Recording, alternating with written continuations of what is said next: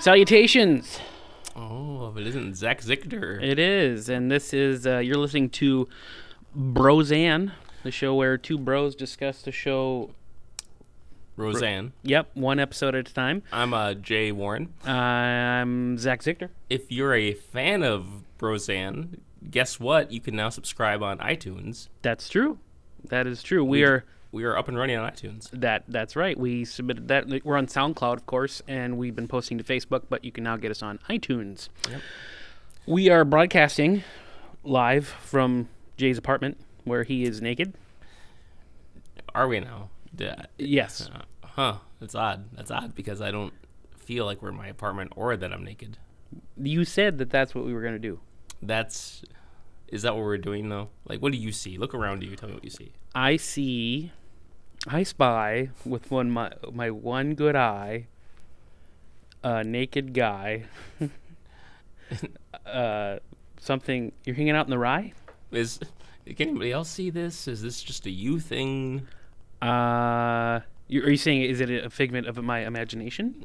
Partly. I don't think so. Mm-hmm. So what are we doing today? Well, today we're going to be watching episode 5. The title of that being Radio Days. That is correct. Mm-hmm. So a little synopsis, maybe to kind of run down what the episode's about. As Darlene and Becky bicker over territory, this is from Wikipedia. Did you ever bicker over territory as a kid with your brothers? No, I mean, I had to share a room with my brother Kirk from maybe, it was in elementary school, and then at like one point we both had our own room. Okay. That'd be after my brother moved out. It's probably about 5th or 6th grade we each had our own room. Okay, but so what Becky and Darlene do, they bicker over territory. They put like a line down their room to separate it. Now you told me at one point you shared a room with 4 siblings. I did. Was that ever a thing that you had to be like? I don't think the guys ever did that, but I think in the girls' room, I think they tried it once. They tried it once. It doesn't seem like, how does one person get out is the thing. You know? Well, you do it right down the middle of the door, or that's like a community space, the doorway to, I don't know, you'd have to do it that way. But. You have to somehow get over to the community space, if you can, without the other one seeing. Right. So in addition to them arguing, Roseanne cheers and encourages Dan's decision to enter a country western songwriting contest. Yeah. Now, I think for you younger kids, this would be a big deal at the time, because at the time you couldn't put your song on YouTube or a SoundCloud or an iTunes. Like you just you had to enter a radio contest if someone outside your block was going to hear it. But country western. Country western, yes. I like both kinds of music, country and western. Those are your kinds of music? No. And I was going to say, I don't think I've ever heard you listen to either. But you've never heard someone say, like, I like both kinds, country and western. Anyway, so that's part of the stuff that's going on. Again, according to Wikipedia, they write the song with his music, Dan's music, and Roseanne's old poems. And they're gonna get rich, I guess. And then I guess there's some friction between Booker, and Booker is George Clooney. That's George Clooney. That's their boss, Roseanne and Jackie's boss. At they work at some plastic company. It's not made out of plastic, but they make plastics at the company. Like if you're a local from Brookings, like Falcon Plastics. I would suppose that would be a good analogous situation. Okay, well let's go ahead and we'll start the episode in the background. Okay. And we'll talk about it. So as you mentioned, you and your brothers didn't really have any issues with demarcation. Well, not so bad that like we needed to draw a line. I honestly don't know how that's supposed to work, like the line down the room, because like the line doesn't like shock you or anything if you cross it. Like there's no repercussions for crossing it. I wonder if there have been people that have thought. I mean, I know no one's probably done it because it's child abuse, but you know how dogs, they have underground shock collars, those wires. You're wondering if there's parents that ever put electric fence in the room. I think it would probably be effective. It would. I think it would fringe on child abuse, though, yeah. Just kind of fringe, not necessarily cross. Well, it wouldn't cross the line. Well, I guess it depends on how strong the electric shock is. Well, it's like EMP. It's enough to knock you out. Yeah, it's enough to knock out the whole ship that Neo and his people are in. Okay. Yeah, that would be child abuse. Okay, all right. That we've cleared that up. Mm-hmm. So you were talking to me offside, not on the podcast, but about John Goodman and he had aspirations as a musician. Well, there's this episode, but throughout the series, you'll see a reoccurring theme about like him being able to play music or him being able to sing.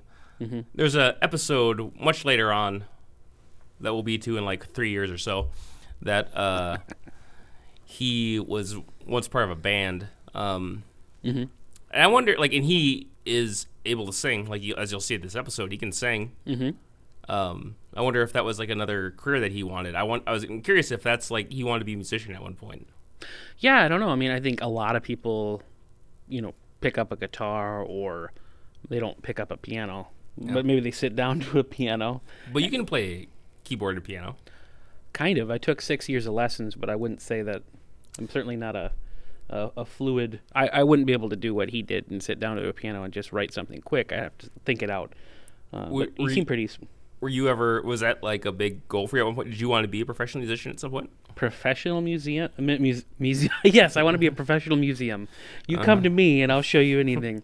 Look at these bones. Right. No, I was in bands.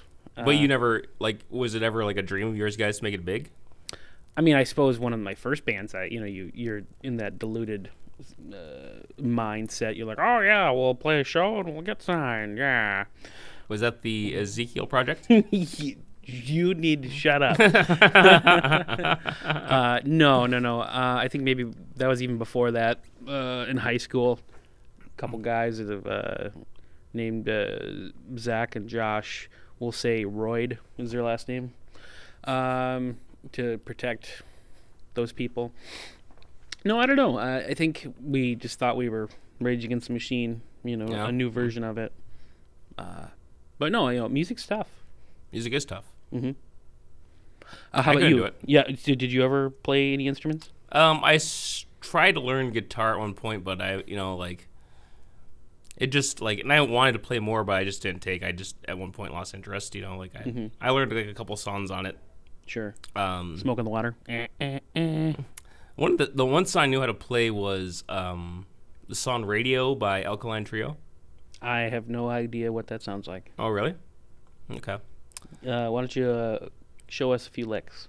I don't have a guitar, and I couldn't remember how to play it if I did. Just do it with your mouth. Have you ever heard of lead viewers? They're like, pew, pew, pew, pew, pew. God, how does it go? I know the lyrics. I can't remember exactly how the music goes, but... Mm-hmm. Shaking like a dog shitting razor blades, waking up next to nothing. I love it. Yeah, it's a good song. I don't know, but without somebody with you, I think to kind of push you to learn how to play guitar, it's kind of hard to I think it's the same way with anything. It's like if there's nobody there to push you. Yeah. It's kind of hard to just push yourself sometimes, and when you're working all the time and going to school, it's just hard to. Sure, life gets in the way. Mm-hmm. So this scene here that we're looking at, it was kind of the last thing that we talked about was how that synopsis was that Booker. We didn't even mention it. It says, meanwhile, friction between Booker, the factory manager, and Jackie heats up. Mm-hmm. So Jackie, this is I think this is a running theme throughout the season. Oh yeah, is that maybe Booker has the hots for Jackie, or is it the other way around? I think they have the hots for each other. Yeah. And is it this episode where she maybe gives him a love tap on his buttocks? I don't know if it's this episode or not. We watch. Mm-hmm. We're recording 3 episodes today. Usually we do 2 at a time. Mm-hmm. And we watched all these episodes 2 days ago. And now we're rewatching them for the podcast. But I can't remember what it is. It's in the next 3 episodes that she slaps his ass or something like that. Yeah. And you think, wow, at that time. Maybe it could be. She did it in front of everybody, all the people at the plastic plant, which happened to be, looks like 90%, 95% women. Yep. There's one guy character besides Booger. His name's Pete. Did you say Booger? Booger? Booger. Booker. Sorry. Speaking of Booger, what's that guy's name in real life? The guy who plays Booger in what's that movie called? Better Off Dead? Oh, God, what is his name? He's awesome. He's also in a movie called One Crazy Summer. Sure, yeah. Which is by the same director as Better Off Dead. It starts with a That sounds exactly right. No, I can't remember his real name. Okay. Well, if anybody knows the real name for Booger from Better Off Dead, write in, call in. We'll take it live. We're taking calls live right now. Yep. Even though you're not listening to this live. Right, yeah. Yeah, you totally missed out. We had some really good calls. Way to go. Mm-hmm. Jerks. Right. So, can we go to trivia? Because right now on screen we've got who's on screen? DJ and Roseanne. DJ, huh? Mm-hmm. We have we have a trivia question that was, speaking of feedback from audience members, we have some audience feedback from a guy named Rob Raymond. Oh no, not Rob. Right, Rob Raymond came. He contacted us. These all are Roseanne related. They're all about season 1. They're not like some. This is just one simple question dealing with what's on screen right now. We're looking at the character we're looking at is DJ. Okay. Rob Raymond. He challenges you to tell us, me and the listeners, what do the initials D and J stand for? Well, it's funny you should ask. How funny is it? It's a disc jockey. No. No, his DJ, if memory serves correct, is David Jacob. You are correct. There's even a few episodes where Darlene calls DJ David. Wow. Yeah. Which is even weirder because later on that's her boyfriend. I think Rob Raymond thought he was going to stump you. Yeah. So what do I win? What do you win? You get to do 2 more podcasts after this. Yay! Hurrah! Rob's equally as happy as I am. Then. I'm sure he is. Mm-hmm. Okay, also, trivia. This is not from the audience. This is from me, and it's an easy one. But which famous movie director produced a movie with the same name as this episode? And the episode's title is Radio Days. Well, Zeke and I went to school together, and we were in a film narrative class, I believe, together. Mm-hmm. And we watched a movie called Radio Days that was directed by Woody Allen. Woody Allen is correct. No. I don't have any loud noises to celebrate the fact that you're right. But I can't remember what that movie is really about. I just remember we watched it. I think it was him growing up as a Jewish kid in the New York, Brooklyn area. I remember, like, the last scene is him walking away with one of those old-timey radios, like those kind of, like, half-oval-shaped ones. I like a lot of Woody Allen movies. I think it was a lot of talk and a lot of voiceover, but it was enjoyable. Annie Hall's good. I agree. I've seen Annie Hall. That's really good. When I say it's a lot of talk and voiceover, I don't mean that in a negative way. Many movies that use You sound negative. Many movies that use voiceover and a lot of talk can be boring, but not Woody Allen films. Yeah. Annie Hall's good. Crimes and Misdemeanors is good. Mm-hmm. There's lots that I haven't seen. He's pretty prolific. Prolific, definitely. He has hits and misses, maybe some more misses than hits. But I think that's because he doesn't really wait around for a budget to make his movie. He's just like, I'll make it at this budget. Yeah, I'll make it. Whatever you give me, I'll make it. Yep. It's more for him that, like, as it turns out, he just knows how to produce quality stuff. But it's more for him, Yeah. Just like I like working. Yeah, I mean, if you look at his, I guess I don't know if I've gone to his IMDb, but I've seen just on websites of just the number of movies that he's directed and written is just crazy. Mm-hmm. Okay, so that's those are the questions that I had for you. You wonderfully managed to answer both of them correctly, so you get a peanut. Where's the peanut? At a later date. You'll have to claim it at a later date. Actually, you can claim it at the local grocery store. Just don't tell them. They know. When you walk in, they'll know that it's you. Just go to the peanut section, grab a peanut, shell it, eat it. Walk out? And walk out. What if I want, like, a Planters peanut? Like, what comes in a jar? Then what do I do? I don't think that's... I think that would violate the rules of... The rules that you established. These aren't my rules. These are the rules of the local grocery store, which will be not named on air because we don't want...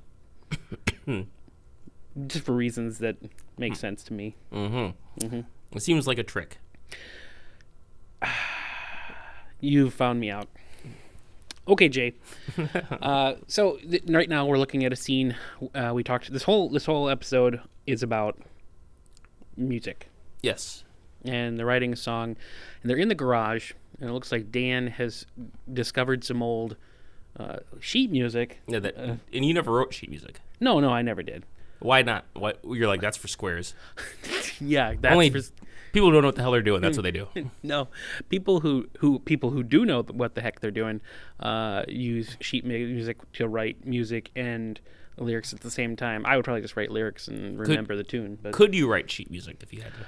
Could I? Yes, but I would. It's kind of pointless because I would do it backwards. I would reverse engineer it. I would probably play the music on the piano first and then say, oh, well, that's an E, that's a G, that's a blah. But I would never, I would have to have a piano in front of me to write the notes. Okay. I couldn't just write the notes in my head. Mm-hmm. So right now they're going through some lyrics for the song, which Roseanne wrote as a poem. Right. What do you think of the lyrics of this song? I mean, it's like your typical poem. It's not bad. It's just kind of mushy. It is kind of mushy, yeah. Kind of girly, which is okay. Just your typical amateur poem. Yeah. There's nothing outstanding about it particularly. No, but there's nothing gross and like cringeworthy about it either. No. It's just a poem. And this is actually like probably the first episode. This is like the episode I remember, the earliest episode I remember. I don't know what sticks out in my mind about it, but this is the one I remember watching on TV. Like, this is the one that sticks out in my head. Okay, so this is like the first one that you remember remembering. Yeah. Interesting. There's a couple of season 1 episodes. There are 2 that we haven't got to yet that I can't wait till we get to them. Okay. One's coming up here in like 5 episodes that, and there's another one towards the end of the season that's about a tornado. Ooh. And for some reason that one always sticks out in my head. Okay. Yeah, you mentioned this one kind of stuck out in your head. Yeah. And obviously, despite the fact that you say you maybe don't play music, you connect with music. Oh, yeah. But let's say, here's a what-if game we can play. What-if game? What if you could write and produce a song about anything? Because you mentioned those lyrics, poem. What would it be about? Just in general, what would it be about? I would make a rap song about Brookings. About Brookings. What about Brookings? Hanging out at Cottonwood and Sully's. Sure. Making podcasts. Okay, so it's very meta. Very meta. Very much life. And then make the song about making the song. Yeah. About Brookings and about Cottonwood. Sitting in the studio with my boy Zeke. What's my name? Well, you're my boy Zeke. No, Zach is my name. Your name is Zach. Zach Sicker. My boy Zach. We're producing a rap song. Sure. You be the producer. You like Dr. Dre. Sure, I'll give you some beats. Some mad beats. Okay, since you're rapping, what would be one word or phrase that you would try to rhyme with? One word or phrase? Yeah, and that might be difficult. You don't have to come up with a rhyme. Just what would you try to rhyme? Something with the word cardigan. Okay. I don't know what you can write with cardigan. I mean, there's the low-hanging fruit like fartigan. Yeah, you know? yeah. That is low-hanging fruit. That's why I said low-hanging fruit. I like how your mind, that's like the cardigan, fartigan. Right. Why not? Oh, sure. Okay, so if Jay was a songwriter, he'd be a rap writer. What about you? What would you make? I think it would have something to do with early Christianity, Western civilization, and John Wick. I don't know. Is this a serious answer? No, not at all. Not at all. No. I have written a rap song before, and it was as cheesy as they come. You and I used to rap back each other on Facebook. You used to rap at me, and I'd say, okay. Oh, that Richter, okay. The Zichter, okay. Anyway. All of you all do the same, okay. Okay. Oh, drives me nuts. No. It okay, as if to say, welcome to hell. Yeah. A lot of welcome to hell. So now we're looking at a scene between George Clooney, a very young George Clooney, yeah. His hair is almost too big for his head. That hair is interesting. You're like, was that ever cool? Like, there was a time when you could make George Clooney look unflattering. And it's by putting that haircut on him. Right. Because he's a good-looking guy, and that's not a good-looking hairdo. That's true. What would you... let's talk about George Clooney for a second. Okay. You said this is one of his first thing. He said he's in a few different movies. And, and I looked at IMDb. He was like a big TV actor before that. Like, he had been in a lot of different shows. But day player, like every once in a while, some special guest? It was like, he wasn't like a big character. It's like the same thing in here. Mm-hmm. I don't think it was until ER that he really broke out. Yeah, I think we mentioned that before.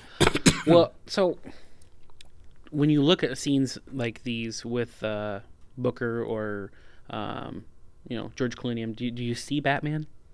No, I don't see Batman. When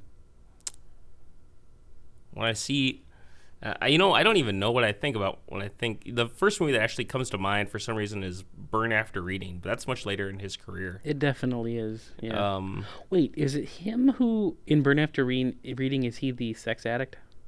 He's the one that makes that weird sex machine. Yeah. Yeah. Maybe he's not an addict, but yeah. And spoilers, he's the one that kills Brad Pitt. Whoa. Sorry, didn't mean to. We talked about spoilers in this episode. You have to watch the movie before you listen to our commentary. Yeah, so if you... Well, now you know. If you didn't watch Burn After Reading, you're supposed to pause right away. Mm-hmm. Correct. Watch Burn After Reading, and then come back to us. I think I remember him when it comes to Coen Brothers films, first in Oh Brother, Where Art Thou? Okay. I didn't see that till, just a couple years ago. Okay. But that came out before Burn After Reading. Oh, way before Burn After Reading. Was he in any Coen Brothers films before that? Geez, I don't even know. I don't think so. I think that might be the only one that he has. So now now we're at the part of the episode where they're going to see who wins the contest, and they're only four.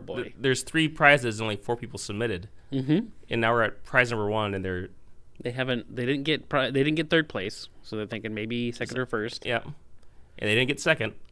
So they're thinking, wait, maybe we got 1st because we couldn't possibly have got 4th. And it's announced that it's a songwriting team, a wife and husband. Yep. So and country western. So you never know. Yeah. So now they're really excited. Mm-hmm. But they turns out they didn't win. Yeah, they got 4th out of 4. And it's like one of those things where you can kind of tell that it wasn't a big deal to win, but it was a big deal to them. Oh sure. They wanted to win, and I guess when you submit any contest, you want to win, but right. You can tell that they. I imagine, your life when you have 3 kids and you're both working all the time, it's very day to day. So anything to kind of break up the monotony becomes kind of something you look forward to. Oh, sure. And I think that doesn't have to go just to somebody who's married with a job, but that's everybody's life.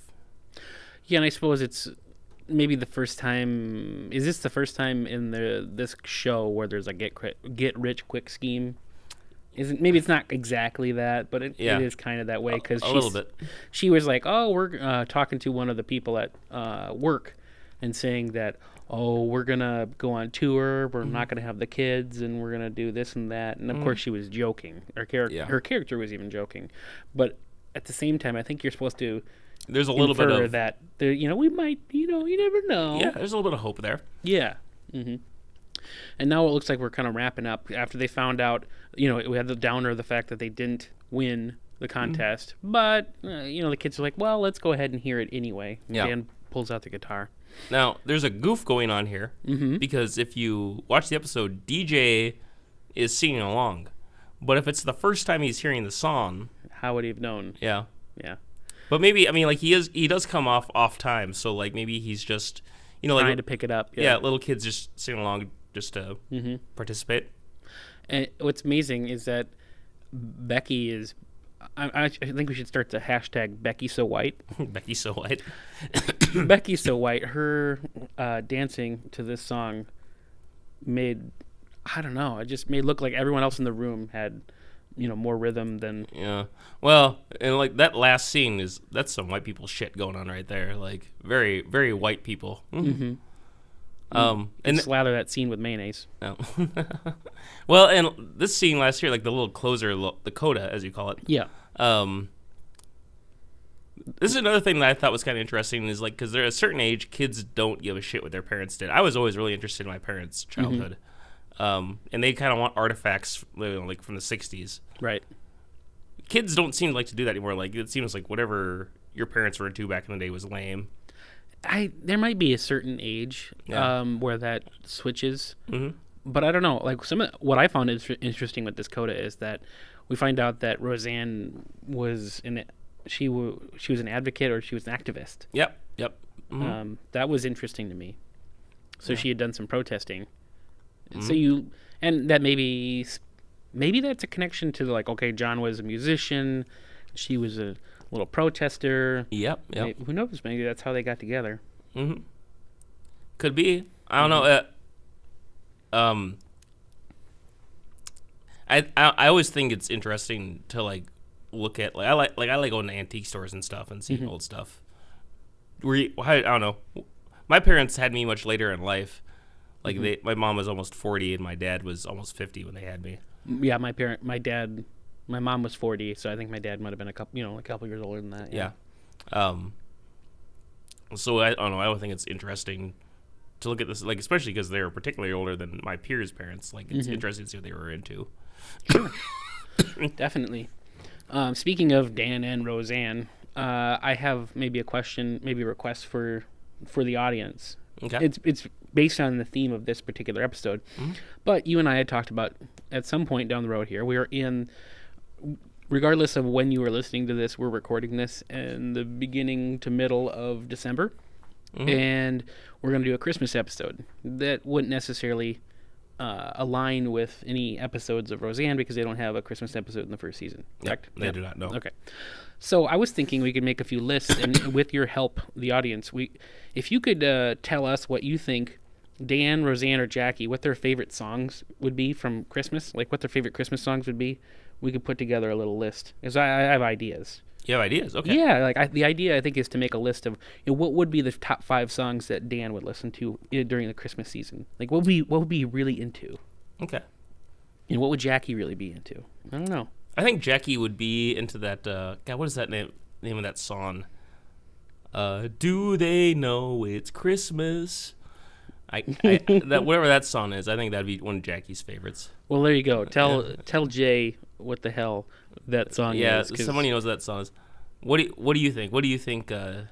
You seem like you would know Dan's. What's Dan's favorite song? Dan's favorite song is probably something like a Jingle Bell Rock or Rockin' Around the Christmas Tree, just because it's rocky, but it's also kind of oldie. Maybe that. What is that song? That Christmas song they redo with just the barking dogs. Ho ho ho ho ho ho. Are you Jingle Bells? Is it Jingle Bells? Yeah. Well, you just started doing the tune to Jingle Bells. Yeah, I mean it's Jingle Bells. I mean it's a bunch of dogs barking. So that sounds like. I think that scene sounds like Futurama. Futurama. Mm-hmm. There's a scene in Futurama where they have that song where dogs are barking to Jingle Bells. Well, that's there was a radio song that they play all the time that was back in the day. That was just dogs barking Jingle Bells. Really? Yeah. Huh. We can look it up after we close down. You can look it up after. You're not interested. No, I'm totally interested. We should look that up. Make that the rest of our day. We have 2 more episodes to record. I know, but that just sounds so interesting. Yeah. It does. All right. Well, let's debrief. What did we learn from this episode? I mean, I don't know. I think sometimes little things. I mean, they laugh about at the end about how they didn't win, but like you can tell that it still means something to them. But it also, I think they're also just like sometimes all you can do is laugh. You know? Yeah. I think it's probably represents one of those first times. And probably not for them the first times, but the first time in this series where you get let down. And I'm sure there's been many times. I mean, there has been many times in my life, and I'm sure your life. And maybe it's been perfect for you, but you're like you get your hopes up, and then you start building up that little front. You're like, I got to protect myself from this big letdown because you put yourself out there. They recorded a song on tape and sent it into the radio. That's a heck of a. It's really embarrassing to probably the other people for them going back to work. They in the radio station said we only had 4. Yeah. That's definitely embarrassing. But they put it away at the end.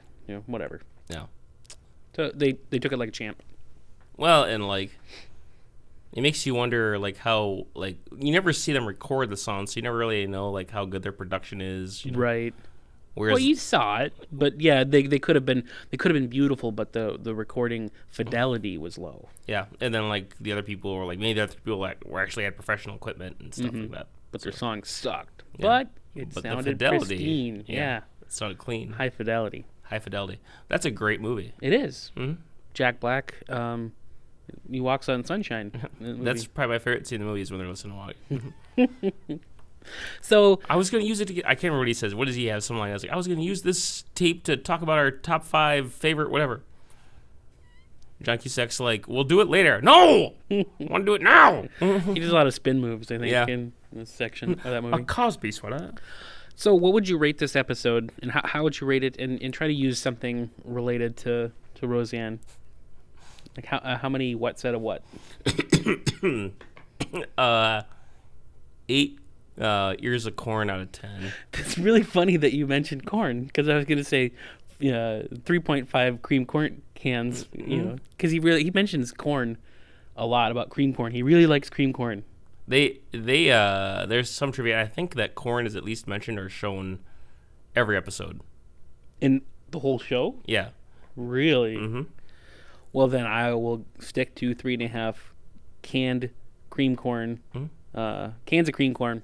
And when's the last time you had cream corn? I haven't had cream corn since I was a kid. Yeah, I suppose school lunches. Yeah. I remember it being okay. I guess so. I always thought that corn in a can was watery, and cream corn is just like water with what? It's Just like they mushed. Yeah, they kind of mushed it up or something. Yeah. I don't know. It's like gruel. Can I have some more? More? You want more? Okay. Well, anything else before we wrap up? I think we're golden on radio days. All right. Well, that wraps it up for this episode of Roseanne. And just so you know, just a reminder, we're on iTunes. Check us out there. Check us out on SoundCloud. Give us a like on Facebook. Yep, you can ask us questions on Facebook. Oh, definitely. Anything, just as a general rule, if you give us any sort of feedback, whether it's comments or questions or trivia to Stump Jay, we'll talk about it in subsequent podcasts. Yeah. Can we try to stump you sometime? You can stump me really, really easily because I'm not familiar with this show. Oh, okay. But if you want to stump me about something not related to this show, if you want to talk about dinosaurs. You know a lot about dinosaurs? Nothing. Nothing at all? No. Mm-hmm. I know there's a Stegosaurus. There is a Stegosaurus? I know there's a T-Rex. What's the one, the big tall one with the long neck? There's Brontosaurus. There's Brachiosaurus. Mm-hmm. There's, I'm just going to make one up, Stellana, Stilettosaurus. Golano, Stegoletto, Stiletto. Well, the Stilettosaurus is the one that has, like, heels for feet. You know. Is it just a heel? Like a peg leg? Well, it stands up on the balls of its feet, so you imagine that you could wear really high heels. Oh, okay. Yeah. That's not completely made up or the anything. Stilettosaurus, yeah. The Stilettosaurus, yes. I challenge anybody to prove me wrong on that. All right, well, the challenge is out there. Rob? You can't prove a negative. Sorry, Yeah. Rob Raymond. Yeah, Rob Raymond. All right.